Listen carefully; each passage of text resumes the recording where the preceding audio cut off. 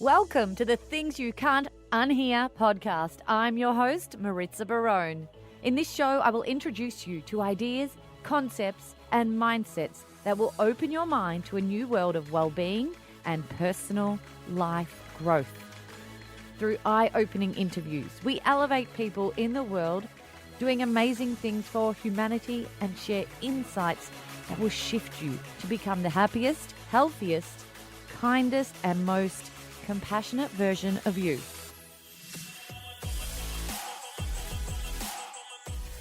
Welcome back, lovely listeners. Thank you for your company on this episode of Things You Can't Unhear. It's already been a month through 2021, and at the moment, people around the world are currently experiencing different situations depending on where they're living due to the pandemic. Some of us are battling lockdowns quite hard right now. Others are coming out of them and exploring their newfound freedom with caution, perhaps. And others are perhaps indifferent to it all.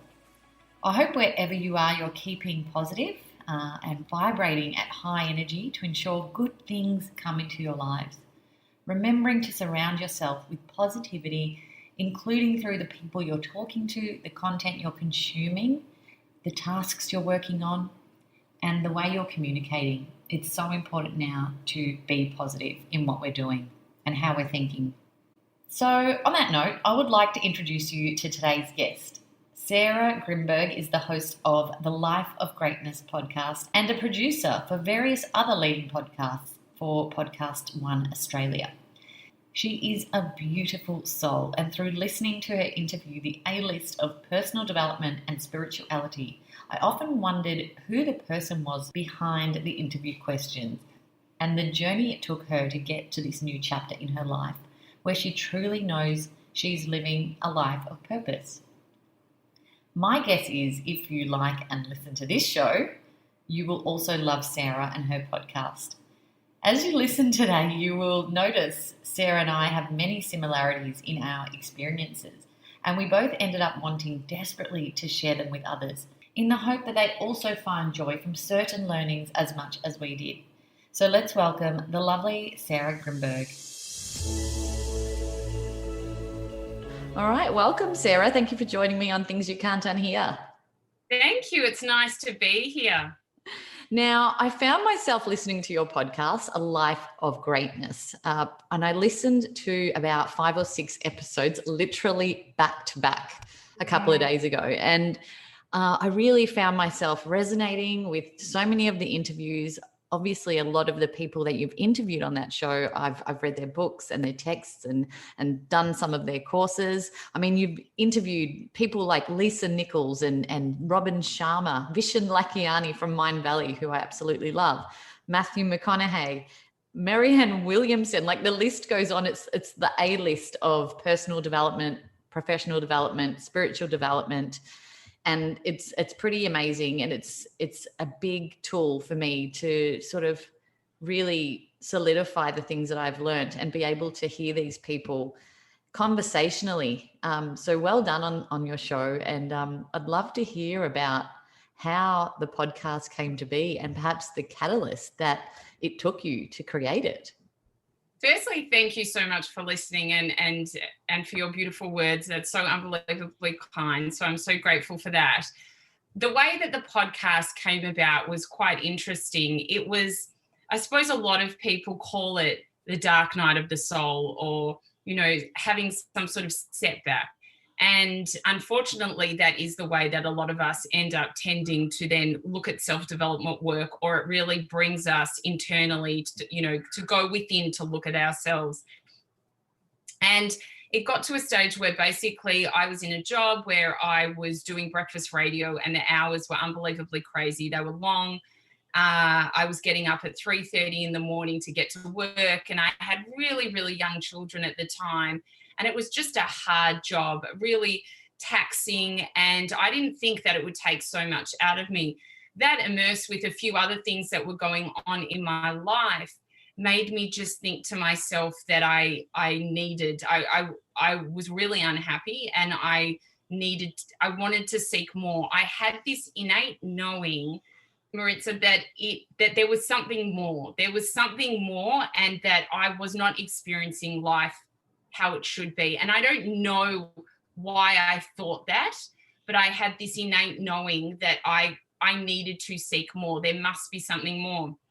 And that really led me into self-development work. And I basically went and I started reading all of these texts and different books and studying what these great people did to get them to where they were now.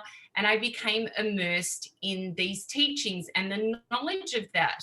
And at the same time, I started meditation. So I'd done meditation here and there, as most of us had, but really with the breakfast radio hours, I was getting home from work at, say, 1:00 in the afternoon, after being there from 3:34 in the morning, and I was exhausted, and my mind was going at 100 miles an hour, and I was like, I need something to really calm my mind.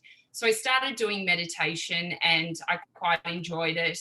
And I then started going deeper and deeper into the meditation experience, and I found that it was really helping me, and it really helped me get to a different level of consciousness than I'd ever experienced before in my life. And it was those moments of meditation where I had my realizations about things that I knew that I should be doing in my life, and ways that I was almost seeing myself as the witness, not as the actual person. And I was watching my thoughts and realizing how, the simple thing is I was not my thoughts. I was very separate to who I thought I was. And, it was really interesting. I became someone gave me some text on the law of attraction, and then I became very interested in how that all worked, and I really started studying that. And there was a friend of mine who was very spiritually inclined, and he became my mentor, and we would have long discussions about this stuff. And really, it wasn't long till my life started to unwind and started to change. The more I started to study this work, the more I saw what the greats did. And I started working at Podcast One. And during that time, I became more and more ingrained in this work. And after a while, it then became the idea to do this podcast. It was an idea, funnily enough, in meditation. I was sitting in meditation one day, and I just had the idea about doing the podcast. It just came to me, why wouldn't I do this podcast? And the reason I wanted to do it was not because I just wanted to interview people that I had learnt their work. The idea was I need to show people what I have learned, because I didn't think that people realized how much they were a slave to their lives and how they had the ability to control their lives. And I had seen it work so well for myself. It was going to be my journey then to teach others how they could do the same. And that's how a life of greatness started. It's interesting, isn't it, Sarah, when you really immerse yourself in this knowledge and empower yourself with these tools, you can't help but want to share it with people. And that's exactly why I launched my podcast as well. And listening to you, we have so many similarities. Working in media, obviously feeling inundated with work and chasing our tails and not being able to catch up, and having young kids at the same time, and it's all happening at the same time, and you're shit at work, you're shit parent, you're a shit wife, you're everything shit at once, and you're miserably unhappy, and then you finally find the light and the way out of that, and it's so hard to even attempt to keep that to yourself.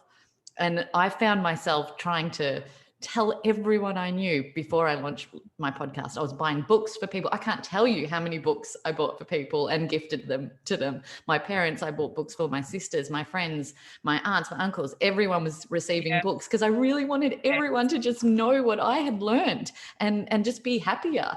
And how did that go? How did that go? Terribly. Terribly.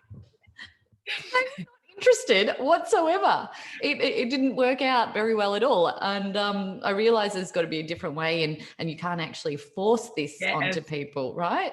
Well, that's the whole, you can lead a horse to water, but you can't make it drink. And that so resonates with me, because I was very lucky that my best friend and I, we are so the same but so different, but we were going on this same journey. So we would have these in-depth discussions about life, and we'd go to retreats together and do all this stuff together. So I really had her to speak to. But then there were people in my life where I was like, you should be reading this. And when it was their birthday, I'd buy them these books, and I'd see that they'd half smile, and I'd think, nah, they're probably never going to read that book. So, now the people that really like what I do come to me, and I'm happy to help them any way that I can. And then I leave the closest people to me. If they want to come and talk to me about anything, they can. But I've learned to definitely not force this work onto anyone. It's definitely about timing, in my opinion, as well. But how many of those books are you like, can you give them back to me if you're not going to read them, so I can actually give them to someone else? Absolutely. It's so funny. That's so true. Oh, so what does your podcast mean to you now? It's not just a show. It's not just, like you said, a vehicle for you to interview these incredible people. What does it actually mean to you? The podcast to me is absolutely about service. It's all about me servicing the greatest good for all, and I really want myself to be an absolute vessel to be able to then share other people's stories with the wider community. And I do a smaller podcast called Unlock the Greatness Within, which is me talking about a subject matter for a while as well. And that's really good because that's resonating well with a lot of people as well. So really, it's about sharing wisdom with other people so that they can live truly the greatest life possible. That is the number one reason that we do it. It means that people out there can learn, because knowledge is power. The more that you're able to know this stuff, the more that you're able to choose what resonates with you and what doesn't. And that's why I always say to someone, don't just stick to listening to one person's work or going to one author. Try all different types, because there's going to be ones that you learn different things from, and read all different people's books. Don't just stick to one lot of material, because when we're learning, we are just filling our brains with the most unbelievable knowledge that we can have to then change our lives. So, I think that we're always learning in life, and you don't ever want to stop learning. That's so true. My husband, who I sort of coaxed into becoming spiritually aware as well, and he takes it to another level. I've interviewed him actually a couple of weeks ago, and how leading by example, leaving books lying around, talking to our kids in a certain way, completely ended up changing his life. But he got obsessed with Abraham Hicks and would listen to her every morning for like 1 hour on speaker in the kitchen, and it went on for about 6 months. And I said, I think she says the same thing the same message is in every piece of YouTube video. Like the whole piece of audio is the same message. Move on from that now. You've learned that. Try and find something else to grasp onto. What are you proud of with this podcast? What makes you feel proud? What makes me really feel proud is when I get messages and emails from people telling me how much it's changed their lives. And I'll never forget, there was a girl that contacted me once, and it was right at the beginning, and I think that's why it really stays fresh in my mind. And she said, what's your work address? I want to send you a letter. And I remember thinking, oh, okay, a letter. Like, not many people send letters these days. She said, I feel that an email is inappropriate.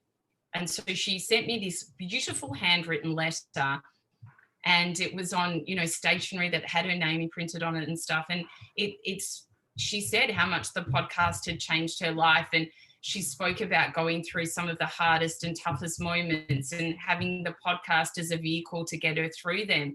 And really, it's these messages and emails I get from people. I got one the other day. It was so beautiful. And it was this woman who had told me about how she had someone really close to her pass away. And then she was in Melbourne, as you used to be, and I am now. And she was going through the lockdown, and she had a newborn baby. And she said, I was so sad, Sarah. All I wanted to do was cry myself to sleep, but I had to wake up for this baby to feed it.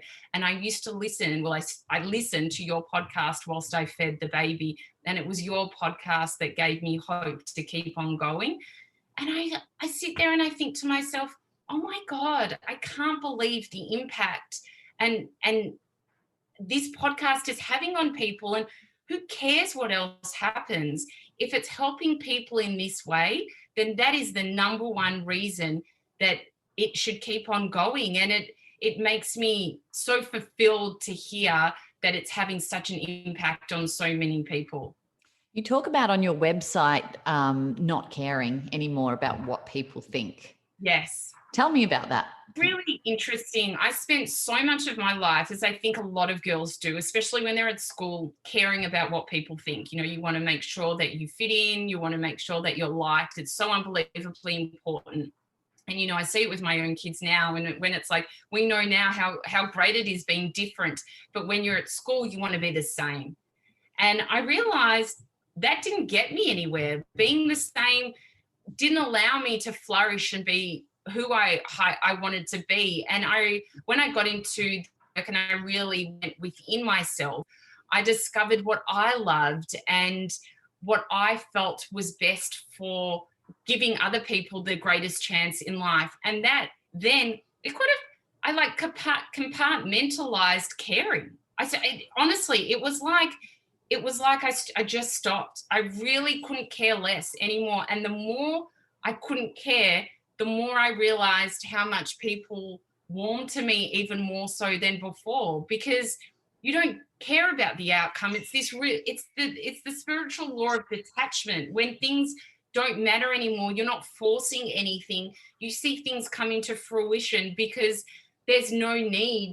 You don't have that needy energy that you did in the past. And I feel that it was really coming into this work that allowed me to detach, and that detachment allowed me not to care anymore about what people think. Obviously, I care about, you know, ensuring that I don't hurt anyone or make anyone sad or anything like that. And constructive criticism from people I respect is so unbelievably useful. But otherwise, really, not caring what people think has changed my life in such an amazing way. It's made me so free to just be and do what I want to and what I feel will help the greatest good. You know why I think we don't care what people think anymore? Is Why? Because we're actually doing what's so true in our hearts. It feels so true to us. We're not making anything up. We are being completely vulnerable, authentic, and a true version of ourselves. And how can you possibly care what anyone thinks when you're doing that from within? Well, that is. And when you're helping people in such a beautiful way, then it doesn't matter if people think, for example, I remember some friends of mine who I love dearly said to me,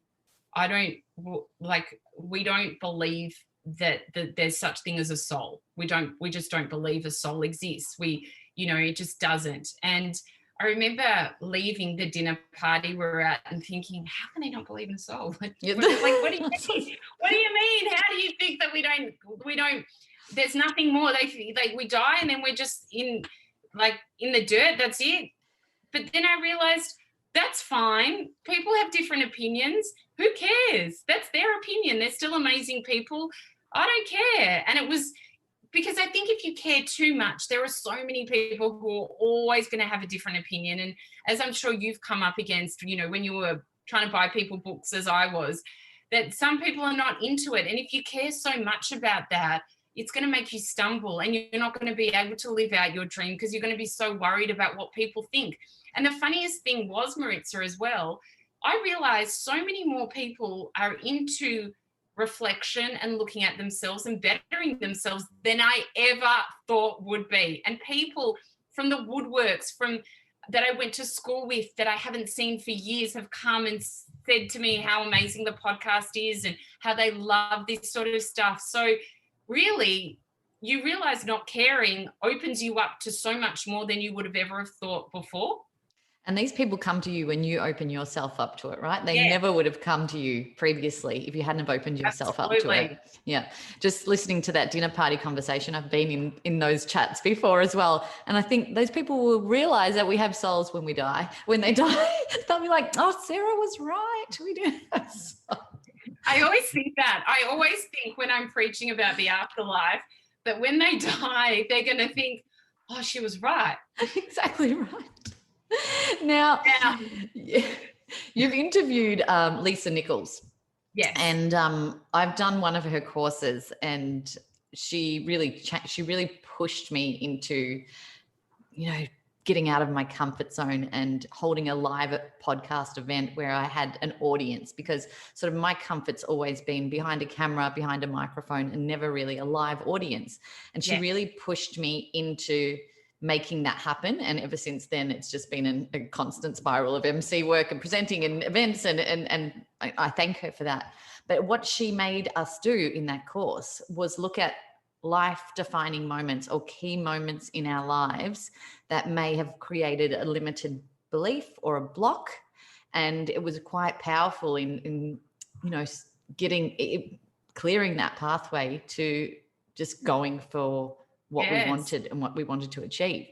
So the question I want to ask you, what are some perhaps key moments in your life that pushed you to live life more consciously and with more meaning? This probably wasn't a key moment, but it was something that I used to do a lot. Is I'd be in my own head the whole time. I would have conversations to myself. So I would be quiet because I wouldn't be talking, but in my head I thought I was talking because I was just talking to myself. And someone would say, "Oh, how come you're so quiet?" And I remember thinking, "Oh God, was I quiet? I've been noisy in here for the last hour. It's so noisy."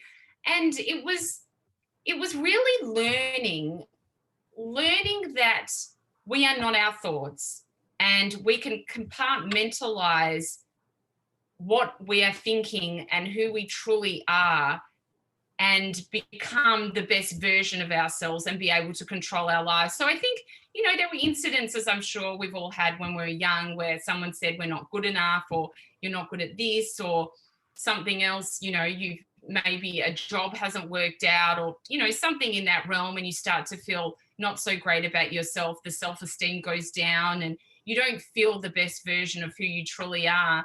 And then being able to get into this sort of work and realize that, no, I am good at what I am doing. I just was never following my heart, or I was never doing what I truly was very good at. And I think when you realize that you're able to control your life to an extent, there's always obviously the unknown and not knowing what's going to come next. But when you're able to be liberated by that, that is when you see life flourish. And I think one thing as well is I always used to control everything.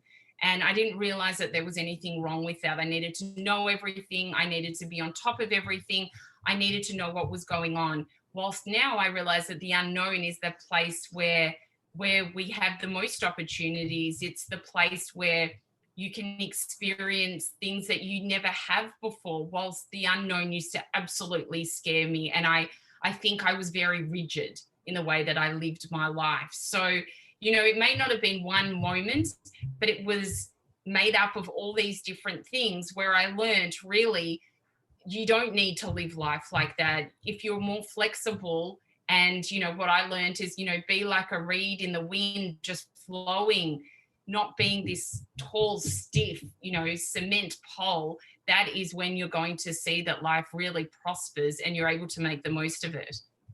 Being less reactive to what's going on. Yeah. Right?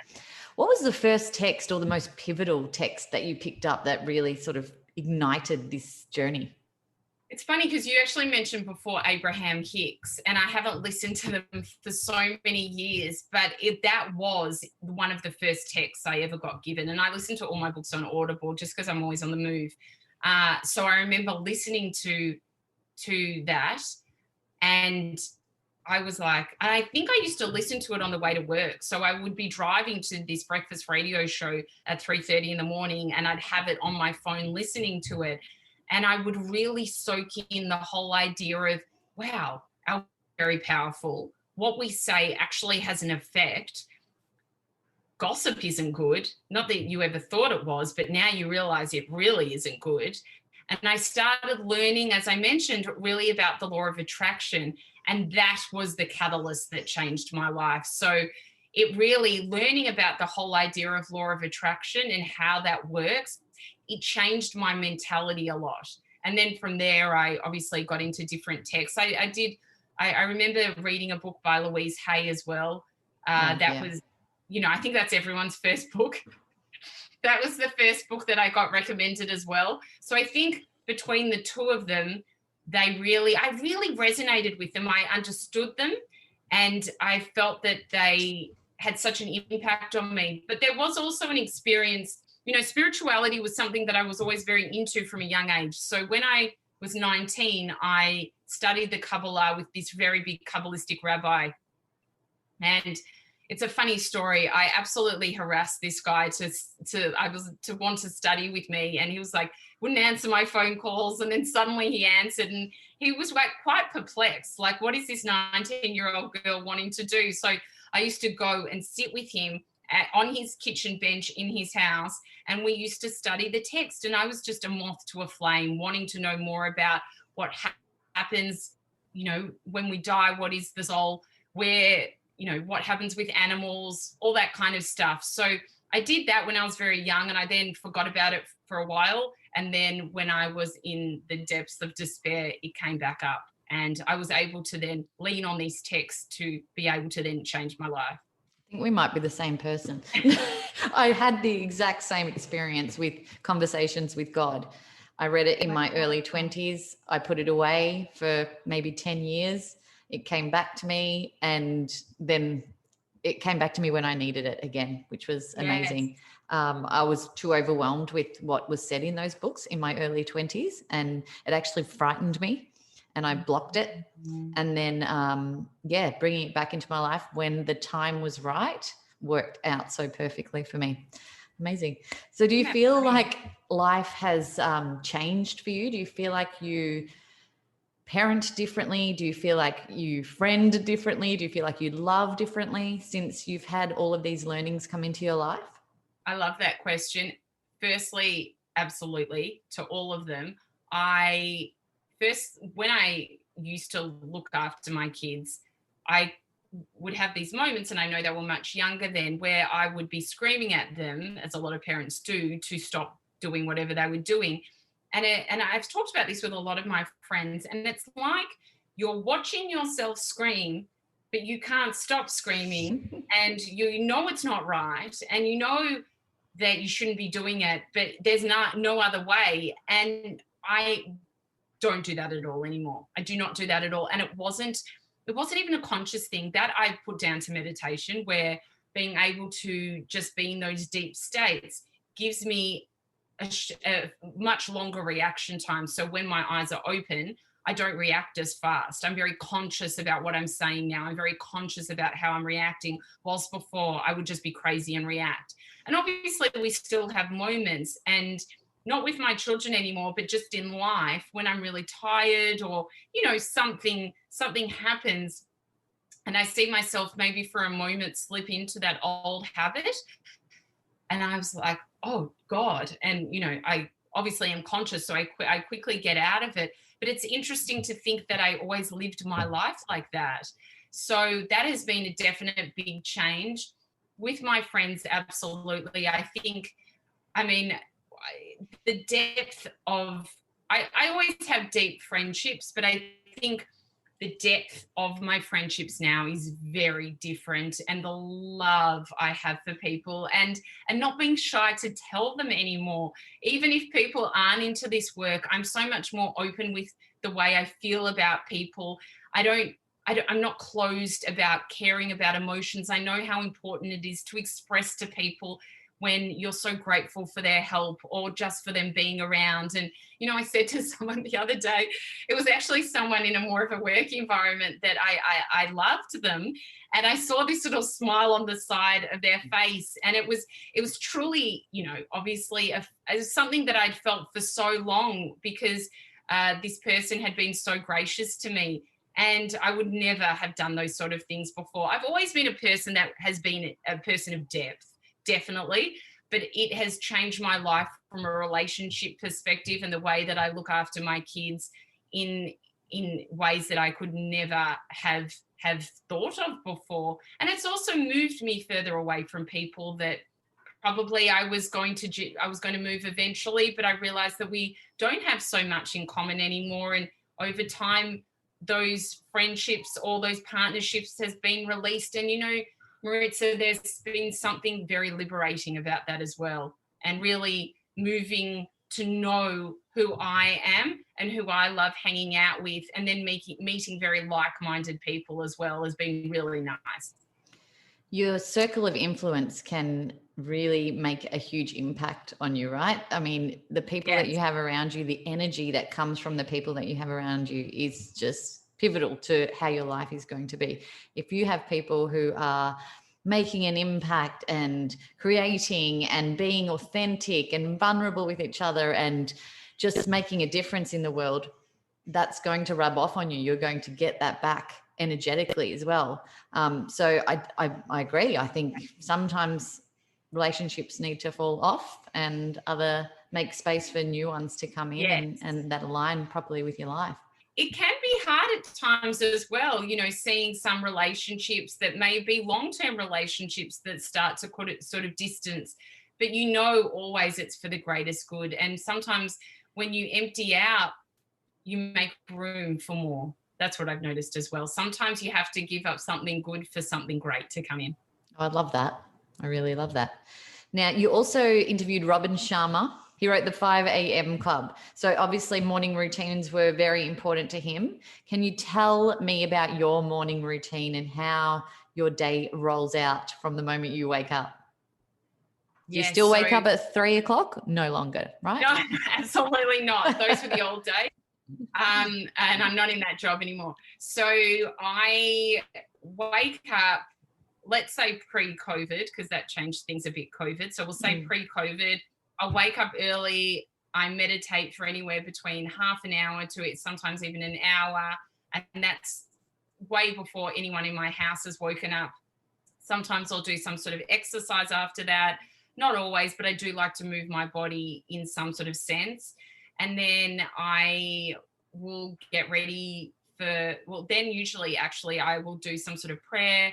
I don't usually journal, but I will do some sort of gratitude as well within sometimes the meditation, after the meditation. So I really the biggest thing is getting up, meditating, then doing sort of a prayer, gratitude, and then going into exercise. That's usually the key things in my morning. And I'll make sure I do not check my phone or turn on any devices till I get out of that prayer, meditation, gratitude side of things, because the first thing that I learned, and I think that's changed the way that probably I live, is by not coming and looking at your phone first thing in the morning and then looking at your emails and your WhatsApp and your Facebook and your Instagram and everything else, because it's all that information being poured onto you. You need to have a clear slate, and that's why I like meditating in the morning, to be able to get into that state and then absolutely calibrate all your emotions. And then you get out of that so enhanced and ready to start the day. You feel fueled and in love with life. You brought up the C word, COVID. We almost got through the interview without talking about COVID, but we need to bring it up. So you said that was pre-COVID. So what's the morning routine now and how has it changed?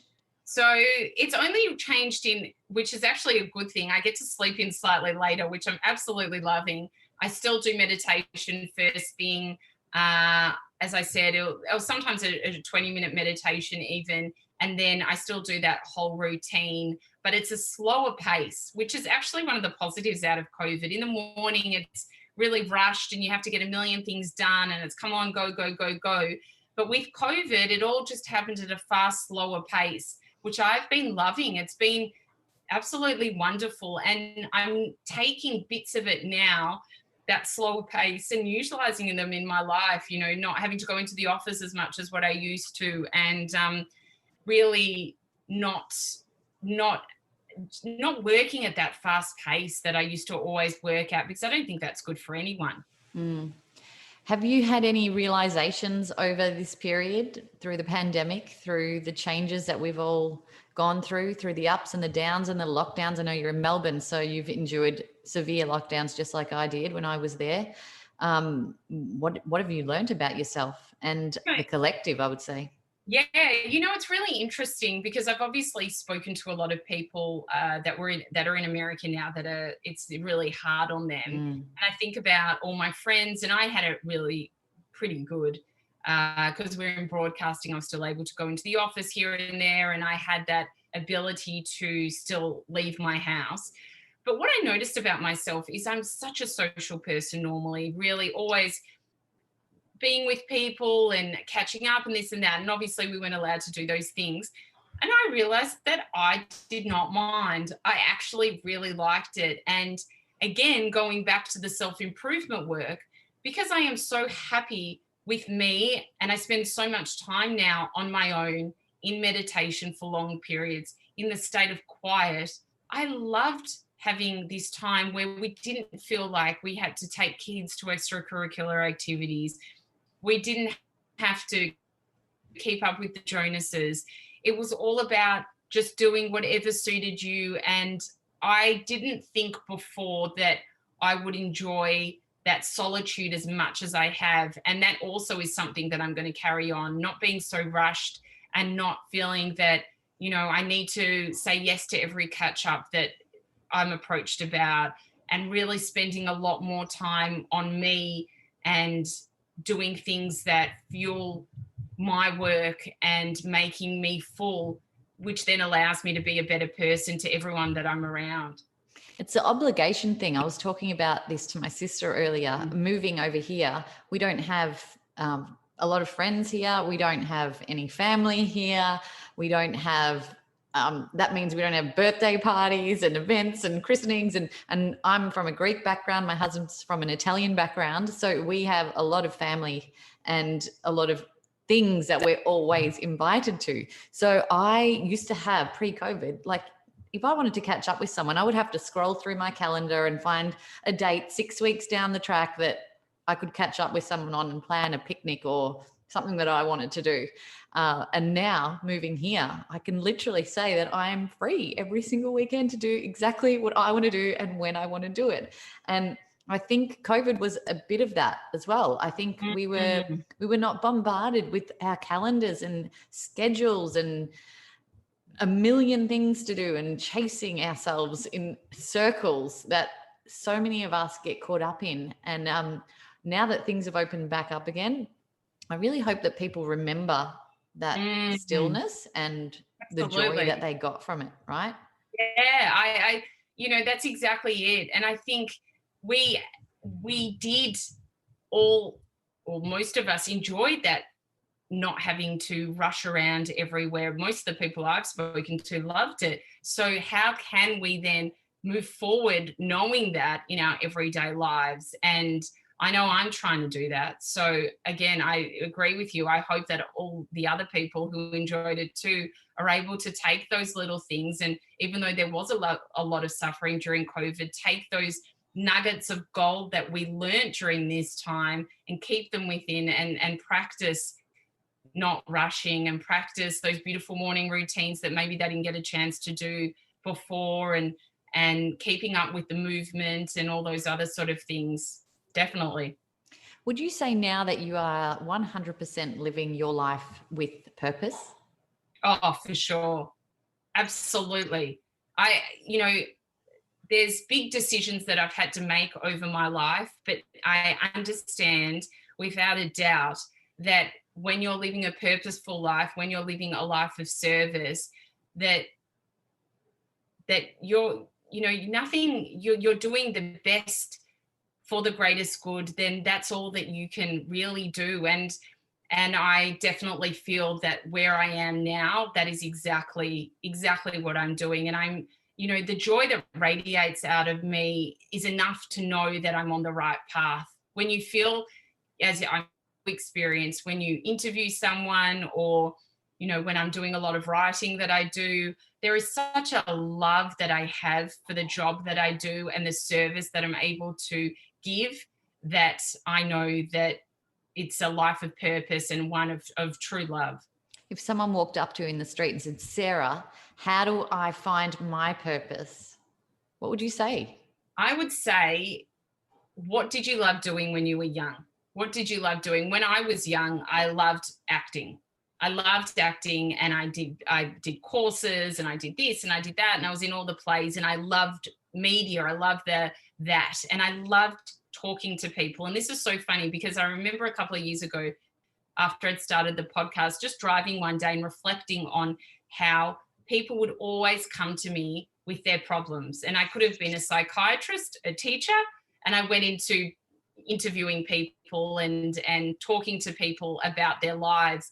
And I would always listen well, and I would always be able to gain information from them that they may never have told anyone else. And these might be people I've never even met before, or people that I barely knew. And a lot of my friends would say to me, how do you do that? And it wasn't because I was trying to get the information out of them. It was just the way that I was with them.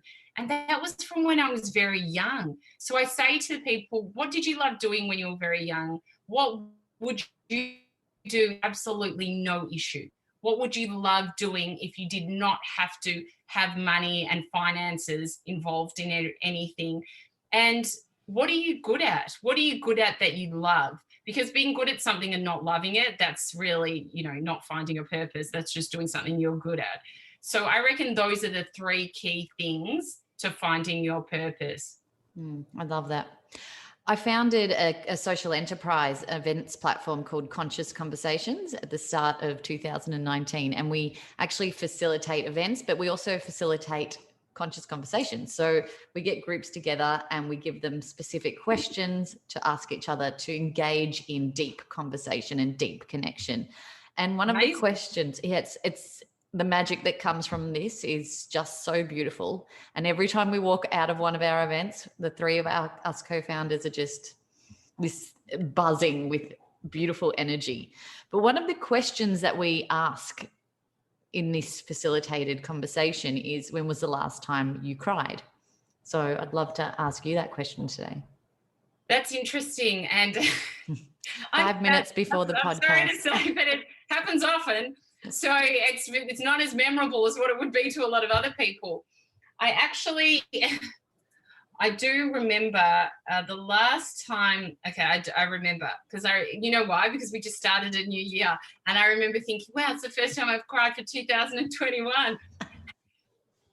There'll be many more of them. One thing is, when I came into really being with myself and knowing myself, it made me cry 100 times more. I cry at the drop of a hat. Yeah. And I love that I cry at the drop of a hat.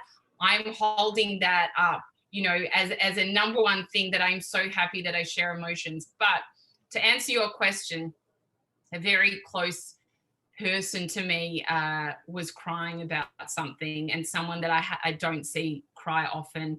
And a male figure, the male should cry the whole time, but this male didn't. And he was crying, and it broke my heart. And so he stopped crying, and then I started crying, and everyone's like, why are you crying? And I said, because he was crying, and I don't like seeing him sad. And it's made me so upset that he was crying. And then we did like a group hug. So it was that was the last time that I cried. And when was that? How long ago? Oh, that was that was in January. We're still in January. A couple of weeks ago. I cried twice today. What are you doing? You're not crying enough. Exactly. So it was the start of January sometime. Amazing. Now, if you had one word to choose that would be your focus for this year ahead, what would it be? Determination. Determination is my word, because I've got a lot of things going on this year, and I think that with determination and will, so maybe two words, it's about just pursuing what I really want to pursue. So I think, determination and will as well, and not being distracted by the noise and the lights around me will be able to keep me on my path.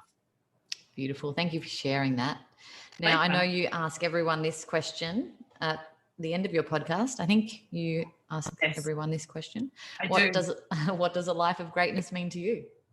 A life of greatness to me is a life of service, a life where you're absolutely true to yourself and you are kind and you're making a big, big difference in this world to be able to help others live their greatest life.